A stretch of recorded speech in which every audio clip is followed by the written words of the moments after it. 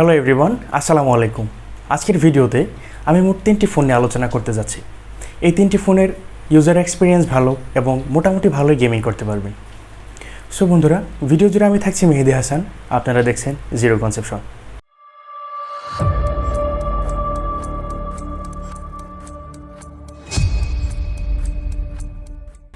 আজকের ভিডিওতে আমাদের 3 নাম্বার লিস্টে যে ফোনটি থাকছে সেই ফোনটি হচ্ছে রেডমি নোট 12 5G।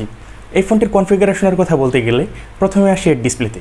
এর ডিসপ্লে হিসেবে ব্যবহার করা হয়েছে 6.67 ইঞ্চির একটি অ্যামোলেড ডিসপ্লে এবং এই ডিসপ্লেটি 120 হার্জ রিফ্রেশ রেটের এবং এতে 1200 নিটস ব্রাইটনেস থাকায় আপনি এই ফোনটি অনায়াসেই সানলাইটে ব্যবহার করতে পারছেন। এই ফোনটির গ্লাসে ব্যবহার করা হয়েছে কর্নিং গরিলা গ্লাস 3 এর প্রোটেকশন। এবার আসি এই ফোনটির ক্যামেরা সেকশনে। এই ফোনটির মেন ক্যামেরায় ব্যবহার করা হয়েছে 48 মেগাপিক্সেলের একটি ক্যামেরা এবং 8 মেগাপিক্সেল আলট্রা ওয়াইড ক্যামেরা এবং 2 মেগাপিক্সেল ম্যাক্রো ক্যামেরা ব্যবহার করা হয়েছে এই ফোনটিতে। এবং এই ফোনটির ফ্রন্ট ক্যামেরায় ব্যবহার করা হয়েছে 13 মেগাপিক্সেলের একটি ক্যামেরা, যে ফোনটি দিয়ে আপনি মোটামুটি ভালোই সেলফি নিতে পারবেন এবং এই ফোনটির মেইন ক্যামেরা দিয়ে আপনি 1080pতে ভিডিও রেকর্ড করতে পারবেন 30 fps-এ। এবার আসি এই ফোনটির ব্যাটারি সেকশনে। এই ফোনটিতে ব্যবহার করা হয়েছে 5000 মিলিঅ্যাম্পিয়ারের একটি ব্যাটারি এবং এই ফোনটির ব্যাটারি চার্জ করার জন্য এই ফোনটির বক্সে পেয়ে যাবেন 33 ওয়াটের একটি ফাস্ট চার্জার।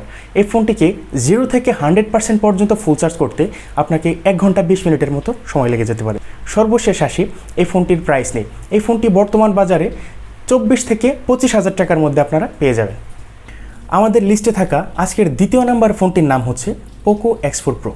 এই ফোনটি বাংলাদেশের জাতীয় ফোন বলতে পারেন এবং এই ফোনটার ইউজার রিভিউ কিন্তু অনেক ভালো, তাই আমি আপনাদেরকে এই ফোনটি কিন্তু রিকমেন্ড করতে পারি। এই ফোনটির কনফিগারেশনের কথা বলতে গেলে প্রথমে আসছি এই ফোনটির ডিসপ্লেতে। এই ফোনটির ডিসপ্লেতে ব্যবহার করা হয়েছে 6.67 ইঞ্চি একটি সুপার অ্যামোলেড ডিসপ্লে। এই ফোনটিতে 1200 নিটস ব্রাইটনেস থাকায় আপনি যখন এই ফোনটি সানলাইটে ইউজ করবেন তখন আপনার ব্রাইটনেসের কিন্তু একটু কমতি হবে না। আর এই ফোনটিতে 120 হার্জ রিফ্রেশ রেট ব্যবহার করা হয়েছে। এই ফোনটির প্রোটেকশন হিসেবে ব্যবহার করা হয়েছে কর্নিং গরিলা গ্লাস 5 এর প্রোটেকশন। এবার আসি এই ফোনটির ক্যামেরা সেকশনে। এই ফোনটি দুটি ভেরিয়েন্টে পাবেন, একটি হচ্ছে ইন্টারন্যাশনাল ভেরিয়েন্ট আর একটি হচ্ছে ইন্ডিয়ান ভেরিয়েন্ট। ইন্টারন্যাশনাল ভেরিয়েন্টে আপনারা পেয়ে যাচ্ছেন 108 মেগাপিক্সেলের এবং ইন্ডিয়ান ভেরিয়েন্টে পেয়ে যাচ্ছেন আপনারা 48 মেগাপিক্সেলের। এই ফোনটির মধ্যে মূল পার্থক্য হচ্ছে ইন্টারন্যাশনাল ভেরিয়েন্টটি 108 মেগাপিক্সেলের এবং ইন্ডিয়ান ভেরিয়েন্টটি 48 মেগাপিক্সেলের এবং বাকি যেসব ক্যামেরাগুলো ব্যবহার করা হয়েছে যেমন আলট্রা ওয়াইড ক্যামেরা 8 মেগাপিক্সেল এবং ম্যাক্রো ক্যামেরা 2 মেগাপিক্সেল।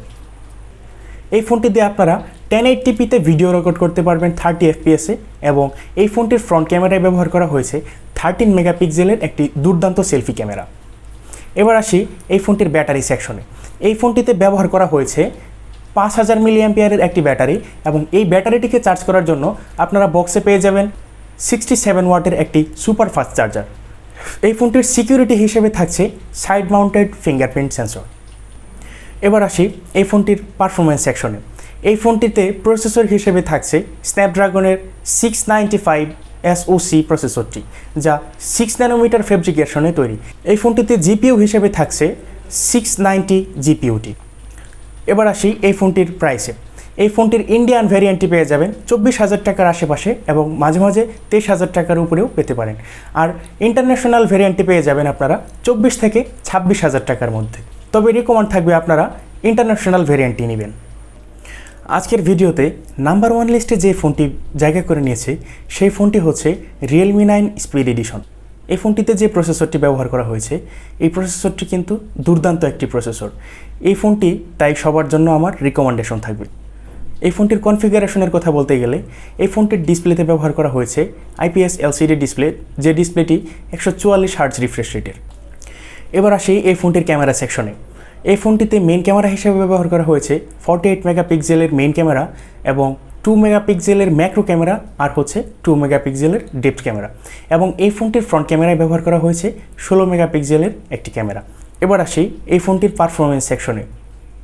এই ফোনটিকে রান করছে অ্যান্ড্রয়েড 11 এবং ইউআই হচ্ছে রিয়েলমি UI 2.0। এই ফোনটিতে প্রসেসর হিসেবে থাকছে স্ন্যাপড্রাগনের 778 SoC প্রসেসরটি এবং এই ফোনটিতে জিপিইউ হিসেবে থাকছে অ্যাড্রিনো 42L জিপিইউটি। এবার আসি এই ফোনটির ব্যাটারি সেকশনে। এই ফোনটিতে ব্যবহার করা হয়েছে 5000 মিলিঅ্যাম্পিয়ারের একটি ব্যাটারি এবং এই ব্যাটারিটিকে চার্জ করার জন্য আপনারা বক্সে পেয়ে যাবেন 30 ওয়াটের একটি super fast charger. Realme notice করছে এই ফোনটিকে 25 মিনিটে 50% চার্জ করতে পারবে। 25,000 টাকা বাজেটের মধ্যে এই ফোনটি কিন্তু দুর্দান্ত একটি ফোন হতে চলেছে। এই ফোনটি সবার জন্য আমার রিকমেন্ডেশন থাকবে। সো বন্ধুরা, এই ছিল আজকের 25,000 টাকা বাজেটের মধ্যে 3টি ফোন। কোন ফোনটি আপনার কাছে সবথেকে বেশি ভালো লেগেছে অবশ্যই কমেন্ট বক্সে জানাবেন এবং এই ধরনের বিভিন্ন মোবাইলের টেক রিলেটেড ভিডিও পেতে আমার চ্যানেলটিকে সাবস্ক্রাইব করে পাশেই থাকবেন আর লাইক এবং কমেন্ট করতে ভুলবেন না। দেখা হবে পরবর্তী কোনো ভিডিওতে। সেই পর্যন্ত অনেক বেশি ভালো থাকবেন। আসসালামু আলাইকুম।